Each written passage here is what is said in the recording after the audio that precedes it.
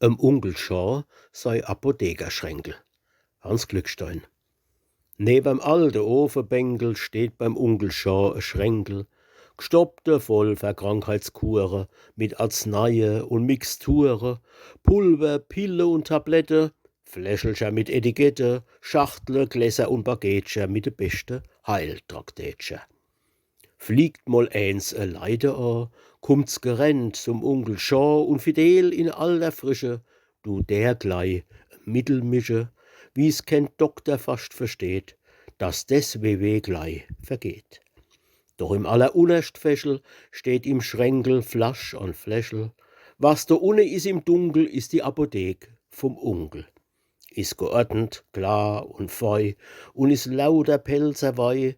Lache net, denn der Onkel Schar weiß, am Wei, da is was dran. Wann en irgendetwas gequält, hat's der Wei allein als geheilt. Hat er's Zittre in de Finger, heilt er's nur mit Gimmeldinger. Schläft der schlechte alte Kracher, trinkt er schnell en Königsbacher. Schlürft er aber eine aus Furcht, macht er Späß wie ein junger Bursch. I sei Gorgel mal voll Schleim, petzt er einer aus Deidesheim. Werd's ihm gar noch überzwerger, bloß der schnellen Robertsberger.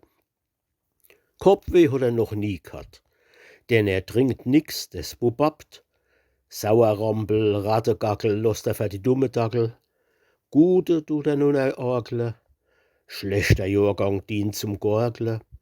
Scholle tät der alte Krutze, nimmer für die Zäh zu putzen. Doch an gefälschtem Pelzer Wei, wo's Gewitter schlacht er neu, tut er schrecklich sich dann räche, denn er tut sein Fies drin wäsche.